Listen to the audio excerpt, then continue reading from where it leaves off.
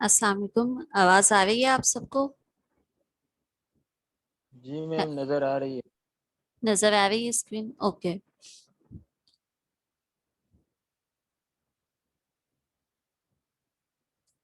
अच्छा, तो first chapter हमने पढ़ा था, उसमें इकोनॉमिक डेवलपमेंट एंड ग्रोथ, और उसके बाद difference between economic development and economic growth पढ़ा था। उसके बाद हमने पढ़ा था कि इकोनॉमिक डेवलपमेंट के जो है ना वो फैक्टर्स कौन से होते हैं जो इकोनॉमिक डेवलपमेंट को इन्फ्लुएंस करते हैं, इम्पैक्ट डालते हैं उस पे। उसमें टू टाइप्स ऑफ फैक्टर्स थे, एक इकोनॉमिक फैक्टर्स थे, एक नॉन इकोनॉमिक फैक्टर्स थे। ठीक है। अब ये जो लास्ट टॉपिक है, इसमें ये है कि मैम वोटा। लास्ट जी जी। Ma'am last class last class. जी उसमें हमने कोई आपने लास्ट टॉपिक पढ़ाया था, लेकिन वो टॉपिक हमने नोट नहीं किया था मैंने। तो काइंडली वो बता दे, वो टॉपिक सिर्फ बता दे। और पाकिस्तान इश्यूज ऑफ इस तरह जिसमें करप्शन वगैरह सब कुछ थे। जी, वो बताया था मैंने कि इकोनॉमिक डेवलपमेंट पाकिस्तान के रेफरेंस में बताए थे कुछ फैक्टर्स जो पाकिस्तान की डेवलपमेंट को इम्पैक्ट कर रहे हैं। एक जनरल में पहले समझाया था, वो बहुत डिटेल में था। उसमें इकोनॉमिक फैक्टर्स भी थे, उसमें नॉन इकोनॉमिक फैक्टर्स भी थे, और एक बताया था मैंने विद रेस्पेक्ट टू पाकिस्तान। तो अब ये जो विद रेस्पेक्ट टू पाकिस्तान था, उसमें करप्शन था और एनर्जी का फैक्टर था, और ऐसे ही कुछ फैक्टर्स थे, इंफ्रास्ट्रक्चर वगैरह। तो अब उसके बाद ये आखिरी आपका इस चैप्टर का टॉपिक है कि what are the ways economic growth can be achieved, या in other words how can economic grow what are the factors या strategies या policies to enhance economic growth। ठीक है। वो कौन से फैक्टर्स हैं जिसकी वजह से आप इकोनॉमिक ग्रोथ को इंक्रीज कर सकते हो।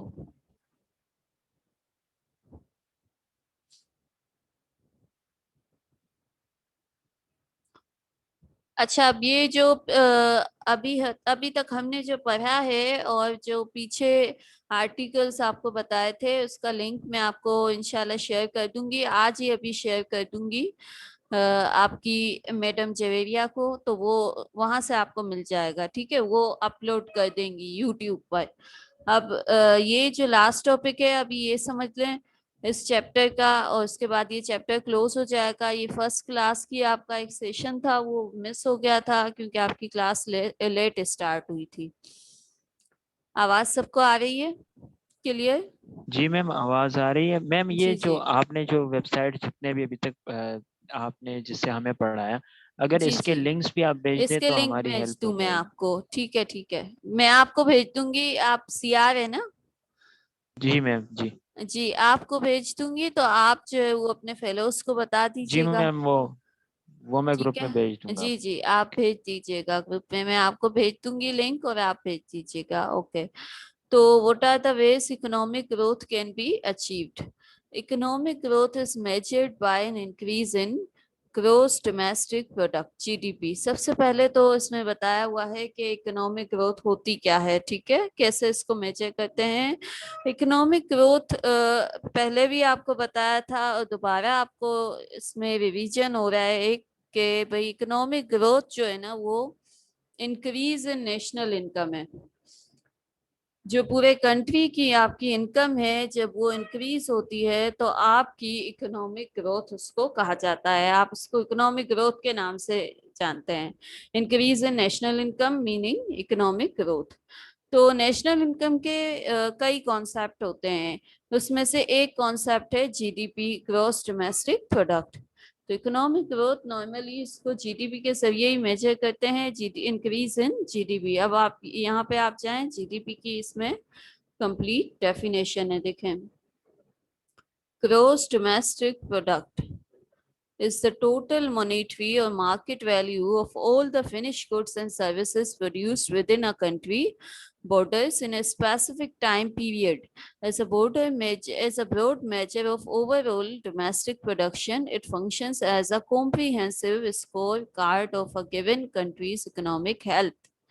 इकोनॉमिक हेल्थ के नाम से इसको जाना जाता है कि एक कंट्री के बॉर्डर के अंदर, एक कंट्री की हदूद के अंदर रहते हुए एक साल के दौरान जितनी भी फिनिश गुड्स तैयार हो रही हैं, जितनी भी सर्विसेज प्रोवाइड की जा रही हैं, उनकी कॉस्ट को कहा जा रहा है, उनकी मार्केट वैल्यू को, सॉरी कॉस्ट नहीं, मार्केट वैल्यू को उनकी कहा जा रहा है कि जीडीपी है। ठीक है, एक कंट्री की के बॉर्डर्स के अंदर रहते हुए तमाम फिनिश गुड्स, तमाम सर्विसेज की मार्केट वैल्यू को क्या कहा जा रहा है? Gross domestic product with in a year. ठीक है, विद इन अ ईयर, या अगर ईयर से कम टाइम पीरियड रखा हुआ है, 6 मंथ्स का रखा हुआ है, तो एक कोई भी स्पेसिफिक टाइम है उसके अंदर रहते हुए, कंट्री की हदूद के अंदर रहते हुए जो गुड्स और सर्विसेज प्रोवाइड की जा रही हैं, उनकी मार्केट वैल्यू को क्या कहा जा रहा है? जीडीपी। तो GDP is typically calculated on an annual basis, yearly basis पर कैलकुलेट होती है, some time calculated on a quarterly basis as well, यानी कि 4 महीनों में भी कैलकुलेट इसको किया जा सकता है, 3 महीनों में, सॉरी क्वार्टरली लिखा हुआ है।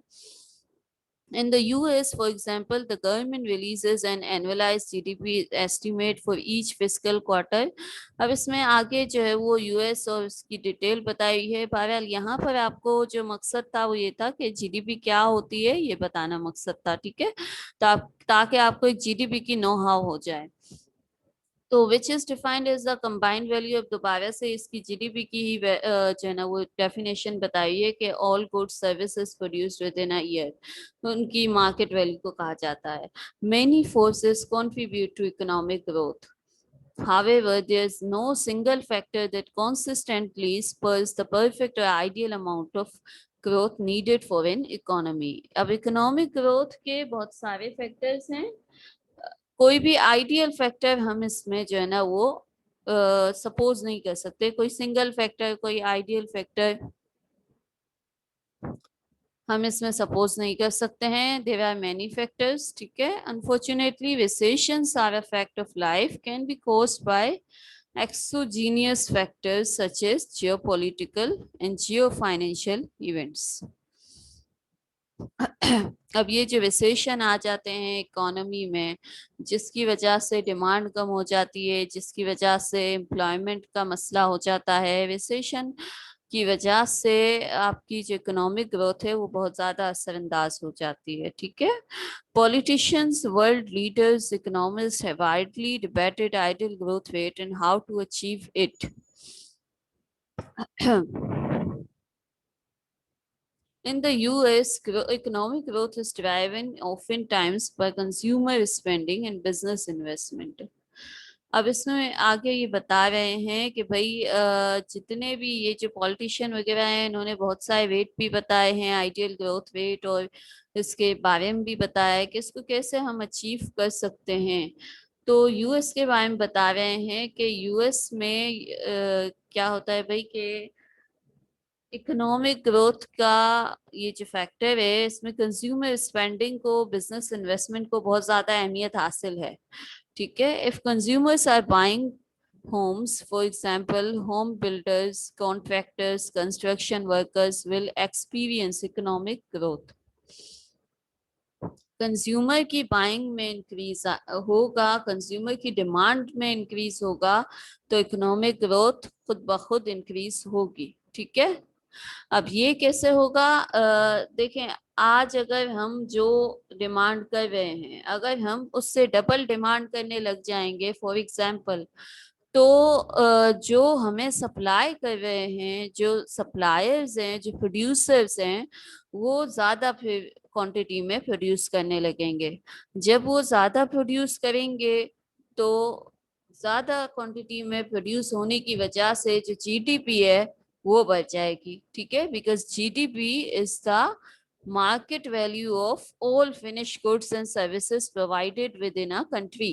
ठीक है, तो अगर गुड्स और सर्विसेज ज्यादा मिकदार में प्रोड्यूस हो रही हैं किसी भी कंट्री में, तो इसका मतलब ये है कि जीडीपी इंक्रीज हो रही है, और जीडीपी इंक्रीज हो रही है तो आपका जो ग्रोथ रेट है वो क्या हो रहा है, इंक्रीज हो रहा है। ठीक है, तो अब इसमें एक मिसाल दी हुई है कि अगर कंज्यूमर्स जो है वो होम्स यानी कि घर घर वगैरह ज्यादा बाय करने लगेंगे, घर की मिसाल दी हुई है, तो जो होम बिल्डर्स हैं, कॉन्ट्रैक्टर्स हैं, जो कंस्ट्रक्शन वाले हैं, वो क्या करेंगे, फिर ज्यादा जो है ना वो उनकी एक्टिविटीज में तेजी आ जाएगी। ठीक है, इसी तरीके से जो दूसरी गुड्स हैं, जो फूड इंडस्ट्री है और सर्विस इंडस्ट्री है, गारमेंट्स इंडस्ट्री है, अगर कंज्यूमर की बाइंग में, कंज्यूमर की डिमांड में इजाफा होगा, तो फिर जो है ना वो तमाम गुड्स की सप्लाई में भी इजाफा होगा, प्रोडक्शन में भी इजाफा होगा, प्रोडक्शन में इजाफा होगा तो इकोनॉमिक ग्रोथ।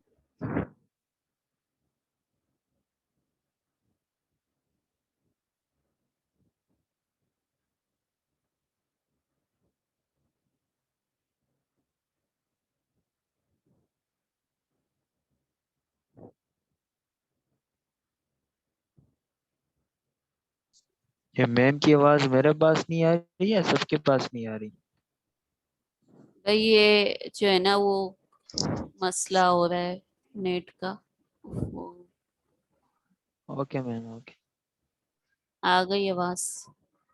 अच्छा, अब ये स्क्रीन आ रही है आपको?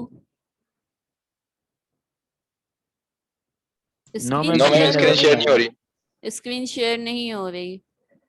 भाई ये नेट मसला कर रहा है, क्या करें अब? आप 1 मिनट होल्ड करें।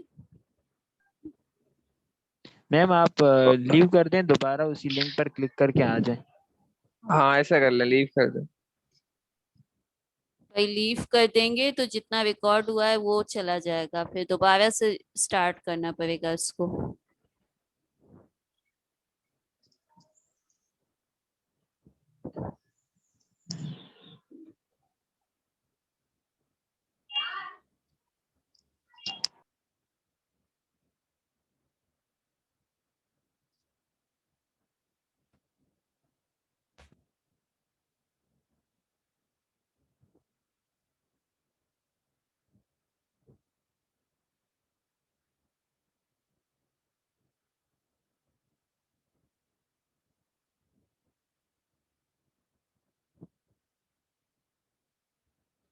जी, स्क्रीन आ रही है अब?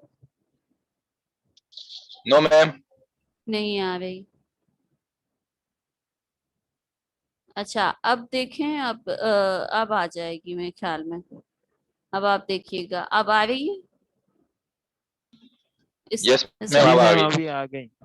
ठीक है, ठीक है। चलें तो अब हम वहीं से कंटिन्यू करते हैं। आपको ये बताया था कि जो कंज्यूमर्स होते हैं, जब वो डिमांड को अपनी इंक्रीज कर लेते हैं, जब उनकी डिमांड बढ़ जाती है गुड्स सर्विसेज, और यहाँ पर तो होम की मिसाल दी हुई है, यानी हाउसेस की मिसाल दी हुई है, तो हर किस्म की गुड्स आप कह सकते हैं इसमें। फूड इंडस्ट्री हो गई, और अनाज वगैरह हो गए, और होम्स, ये सब कुछ, हर किस्म की चीजों की अगर डिमांड बढ़ जाएगी तो जो सप्लायर हैं, जो आपको प्रोड्यूस करके दे रहे हैं, वो अपनी सप्लाई में और अपनी प्रोडक्शन में जो है ना वो इजाफा कर देंगे। तो demand is the driving factor. ठीक है, इन इकोनॉमिक ग्रोथ। अगर आप इकोनॉमिक ग्रोथ को इंक्रीज करना चाहते हैं तो आपको चाहिए कि आप अपनी डिमांड में इजाफा करें, आप कंज्यूमर्स की डिमांड में इजाफा करें। ठीक है, कंज्यूमर की डिमांड में इजाफा होगा तो बिजनेस की इन्वेस्टमेंट में इजाफा होगा, बिजनेस की इन्वेस्टमेंट में इजाफा होगा, गुड्स और सर्विसेज ज्यादा बनेंगी, तो उससे आपकी जो जीडीपी है, यानी ग्रोस डोमेस्टिक प्रोडक्ट जो है, वो इंक्रीज हो जाएगी। ठीक है, businesses also drive the economy when they hire workers, raise wages, invest in growing their business. A company that buys a new manufacturing plant or invest in new technologies create jobs, spending which leads to growth in the economy. यानी यहाँ पे ये कह रहे हैं कि भाई अगर इंडस्ट्रीज लगेंगी, अगर बिजनेसेस हायर करेंगे वर्कर्स को, बिजनेस में वर्कर्स हायर होंगे, अगर इंडस्ट्रीज लगेंगी, जॉब्स की अपॉर्चुनिटीज आएंगी, तो उसकी वजह से क्या होगा भाई, वेजेस इंक्रीज करने की वजह से, अपॉर्चुनिटीज देने की वजह से, जॉब अपॉर्चुनिटीज आने की वजह से, टेक्नोलॉजीज आने की वजह से और इंडस्ट्रीज आने की वजह से क्या होगा, ये तमाम चीजें जो है ना वो मनी को क्रिएट करने में बहुत इम्पोर्टेंट रोल प्ले करती हैं। ठीक है, मनी की क्रिएशन में ये तमाम चीज फैक्टर्स जो है वो बहुत इंपॉर्टेंस रखते हैं। आप जॉब प्रोवाइड करेंगे, आप वर्कर्स की सैलरी को इंक्रीज कर देंगे और अपनी टेक्नोलॉजी को आप बेहतर बनाएंगे, तो उससे प्रोडक्शन इंक्रीज होगी, और जब प्रोडक्शन इंक्रीज होगी तो डिमांड जो है वो फुलफिल होगी और इसकी वजह से जो है वो आपकी जीडीपी में इंक्रीज होगा। ठीक है, other factors help promote consumer business spending prosperity. अब दूसरे फैक्टर्स के बारे में बात कर रहे हैं। Banks for example lend money to companies and consumers. As businesses have access to credit, they might finance a new production facility. अब ये जो फाइनेंशियल इंस्टीट्यूट्स होते हैं जिसमें इंश्योरेंस आ गया और बैंक्स वगैरह आ गए, लीजिंग कंपनीज आ गई, तो ये क्या करती हैं भाई कि कंपनी फाइनेंस करती हैं, देती हैं, तो अगर कंज्यूमर्स को और स्पेशली बिजनेसेस को जो आएगी, अगर क्रेडिट की फैसिलिटी उधार की उनको कर्ज की फैसिलिटी हासिल होगी, तो उनके पास एक अपॉर्चुनिटी होगी कि वो अपने न्यू प्रोग्राम्स को, न्यू प्लान्स को फाइनेंस कर सकें, न्यू प्रोडक्शन फैसिलिटी को फाइनेंस कर सकें, buy new fleet of trucks और start a new product line और सर्विस। अपनी प्रोडक्शन को रेस करने में, न्यू प्रोडक्ट लाइन को ले आने में, नई प्रोडक्ट्स को ले आने में, या फिर एसेट्स को, कैपिटल एसेट्स को परचेज करने में, या फिर टेक्नोलॉजी को लेने में उनको क्या हो जाएगा भाई, उनकी मदद होगी। ठीक है, तो ये जो फाइनेंशियल इंस्टीट्यूट्स हैं इनका रोल बहुत इंपॉर्टेंट है, because they provide money, they lend money and the ex facility credit facility जो है वो प्रोडक्शन में क्या होती है, मददगार साबित होती है बिजनेसेस के लिए, कंपनीज के लिए। The spending and business investment in turn have positive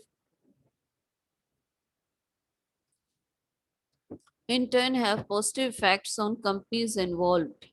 However, the growth also extend to those business with the companies, including in the above example, the bank employees and the truck manufacturers.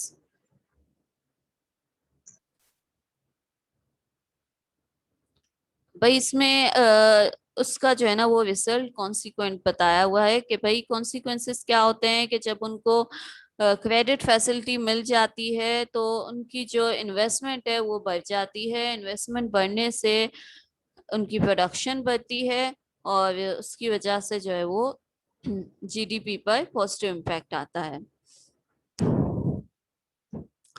अब इसमें देखें कुछ जो है ना वो factors हैं, वैसे बहुत सारे फैक्टर्स हो सकते हैं जीडीपी को इंक्रीज करने के। कुछ खास फैक्टर्स इस वेबसाइट पे बताए हुए हैं। Tax cuts and tax rebates.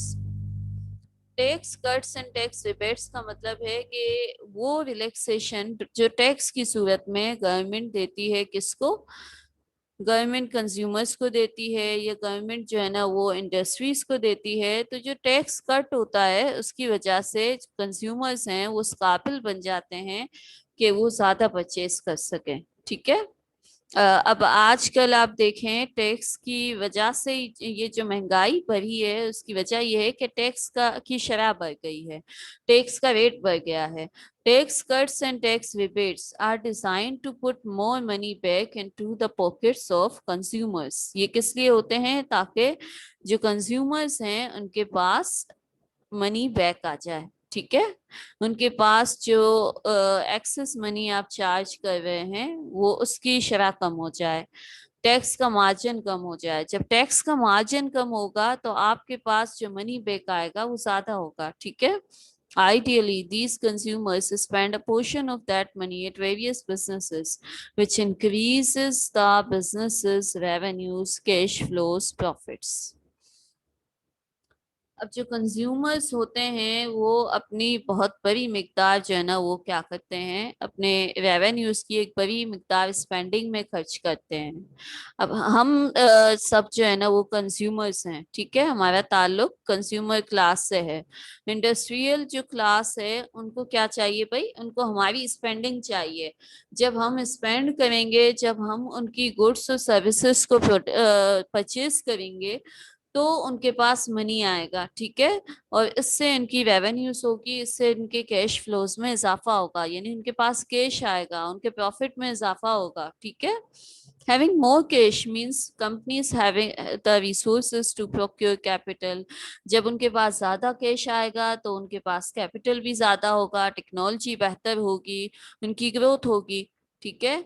और सिमिलरली जब ये साइकिल हम आगे जाके देखते हैं तो उनका जो प्रॉफिट होता है, जिसको हम रिटेन्ड अर्निंग के नाम से जानते हैं, वो प्रॉफिट जो है वो किसमें यूटिलाइज होता है? वो प्रॉफिट इसलिए यूटिलाइज होता है ताकि उनकी जो प्रोडक्शन है उसमें इंक्रीज आ जाए, उनकी प्रोडक्शन जो है उसमें बेहतरी आ जाए। ये प्रोडक्शन बढ़ती है तो वो इंक्रीज डिमांड को क्या करती है? फैसिलिटेट करती है, इंक्रीज डिमांड को फुलफिल कर लेती है, ठीक है। Tax cuts and rebates proponents argue allow consumers to stimulate the economy themselves by imbuing it with more money. Uh,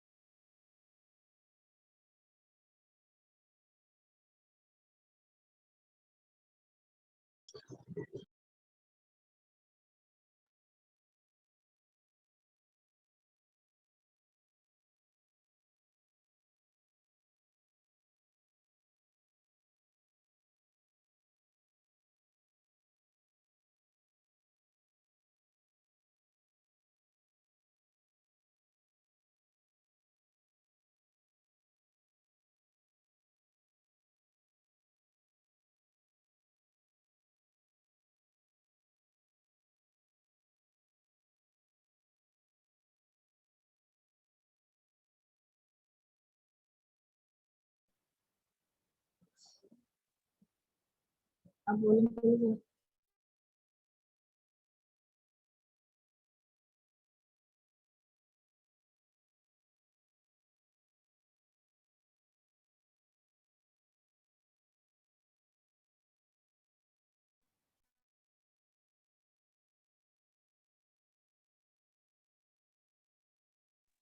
हाँ।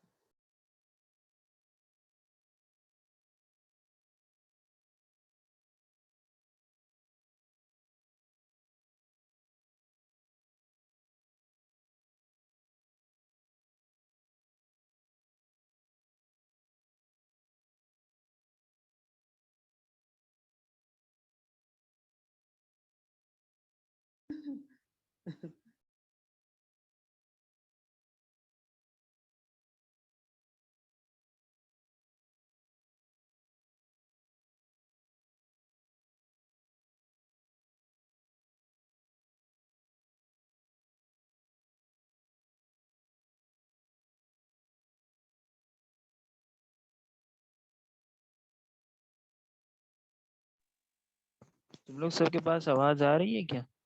इखलास, आवाज आ रही है तुम लोग के पास? नहीं आ रही यार हम लोग को भी। नहीं, हमें नहीं आ रही आवाज। आवाज नहीं आ रही।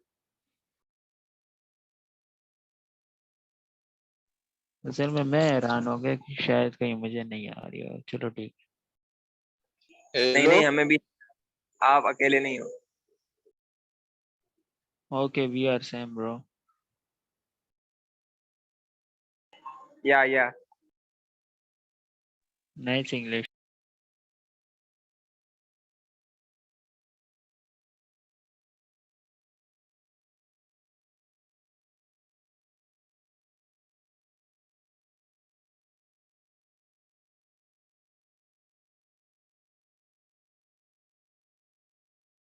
अगर ये क्लास भी हम फिजिकल कर लें तो क्या क्या ख्याल है?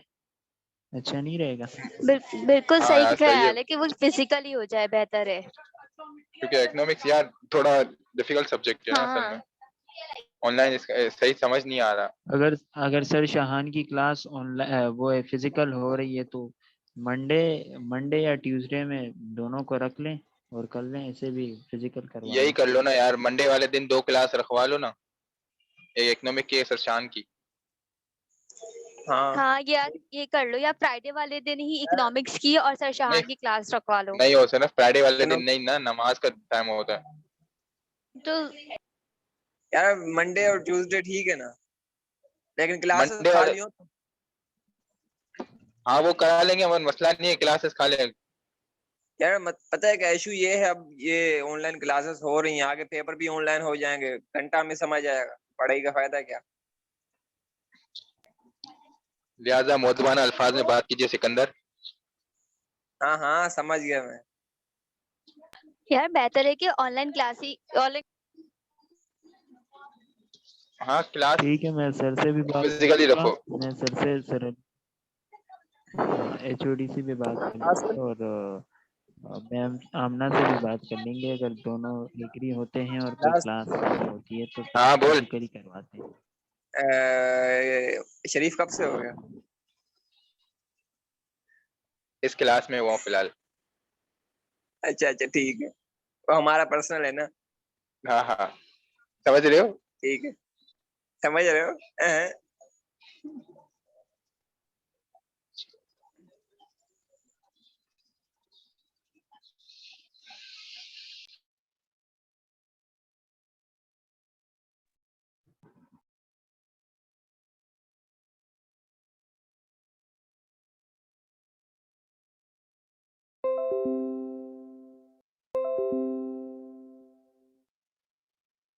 मैम का माइक असल में बंद है इसलिए हमारे पास आवाज नहीं आ रही, आई थिंक।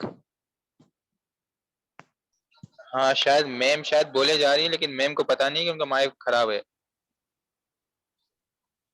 मुझे भी ऐसे लग रहा है क्योंकि स्क्रीन नीचे आ रहा है ना इसलिए। हाँ हाँ स्क्रीन शो हो रही है। स्क्रीन शो हो रही है लेकिन मैम की आवाज।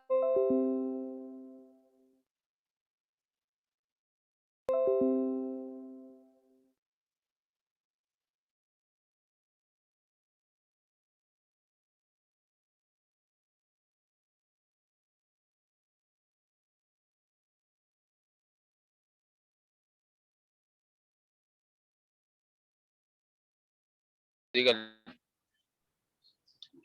मिनट, मैं मैम को मैसेज करता हूँ। जी अब बताएं, आवाज आ रही है?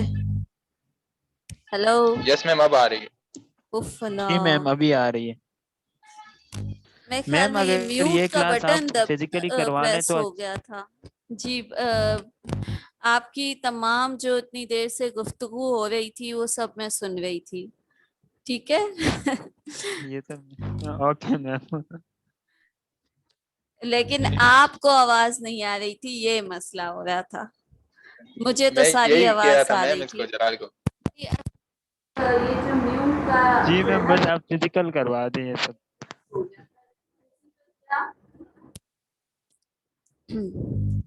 भाई फिजिकल तो मुश्किल है क्लास। अभी आप फिलहाल इसको जो है ना वो फिजिकल क्यों कह रहे हैं? अभी आपकी जो आपस की बातचीत से मुझे चला कि आपको समझ नहीं आ रहा है। Is it right? आपको नहीं यस मैम, समझ आ रहा? ऑनलाइन में इतना खास समझ नहीं आ रहा। इकोनॉमिक्स समझ नहीं आ रहा है ऑनलाइन में? वैसे अभी तक मैंने जो यस मैम, पढ़ाया थोड़ा है, इशू है। मैंने अभी तक जो पढ़ाया है वो बहुत आसान पढ़ाया है, आपको मुश्किल नहीं पढ़ाया है। तो आपको और इतनी दफा रिपीट कर लिया है फर्स्ट चैप्टर को ही कि मेरे ख्याल में अब तो याद हो जाना चाहिए। तो आपको समझ नहीं आया? क्या समझ नहीं आया? या फिर कंसंट्रेशन नहीं होती है मेरे ख्याल में, जहां तक मैम मेरा ख्याल है। कंसंट्रेशन नहीं होती। मैम हाँ, कंसंट्रेशन नहीं कर पाते मैम। कंसंट्रेशन नहीं होती है, ध्यान नहीं होता है क्लास में कि क्या पढ़ा रही हूँ, ठीक है ना?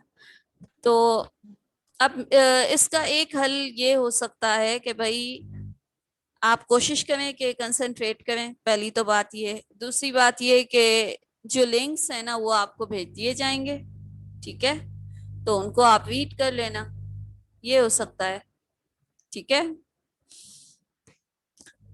बहरहाल तो अब टाइम जो है ना वो आउट होने वाला है और इसके बाद ये ऑफ हो जाएगा सेशन। इतनी देर तो ये जो है ना वो म्यूट का प्रेस हो गया था, उस वजह से नहीं हो सका। बहरहाल तो डीरेगुलेशन का फैक्टर है कि भाई रेगुलेशंस और जो पॉलिसीज है ना वो बहुत सख्त ना बनाई जाए।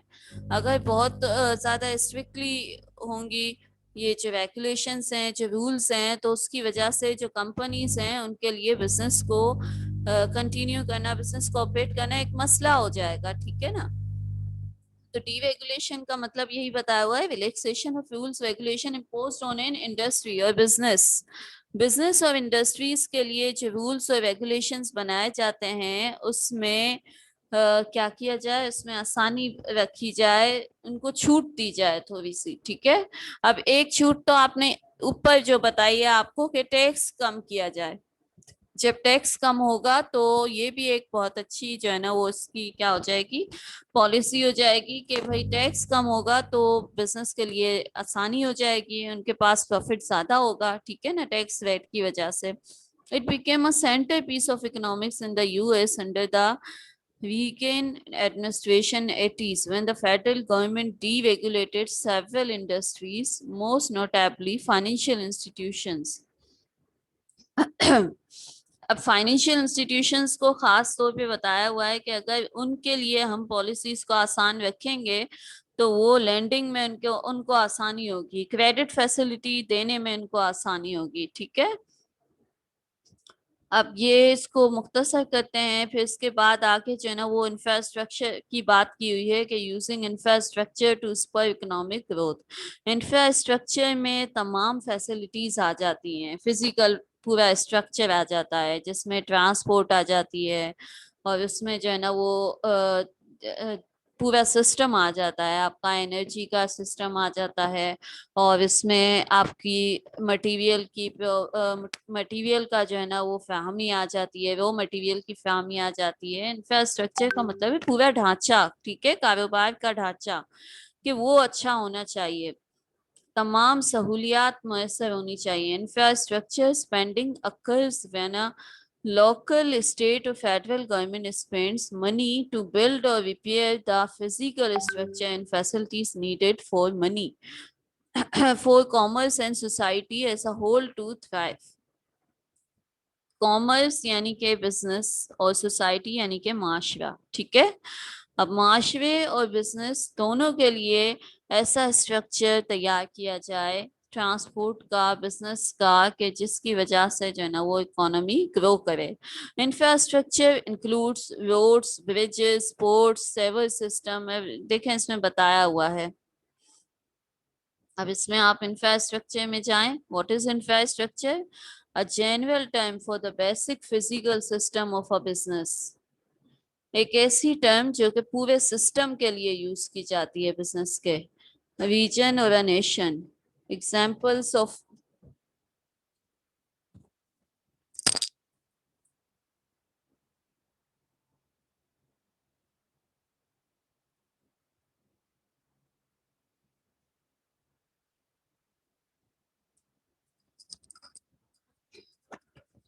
जी, हेलो।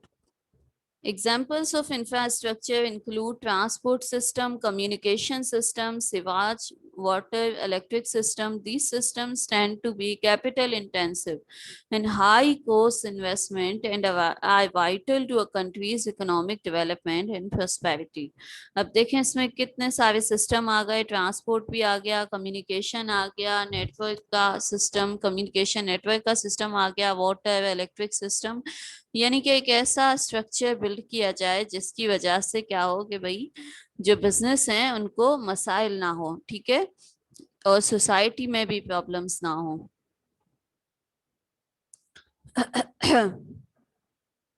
अब इसमें बैक जाते हैं हम, तो economists who favor infrastructure spending as an economic catalyst argue that having top-notch infrastructure increases productivity by enabling businesses to operate as efficiently as possible. Infrastructure अच्छा होगा तो efficiency में खुद ब खुद इजाफा होगा. When roads and bridges are abundant and working order, trucks spend less time sitting in traffic. Traffic का मसला नहीं होगा तो फिर टाइम भी वेस्ट नहीं होगा, ठीक है ना. They don't have to take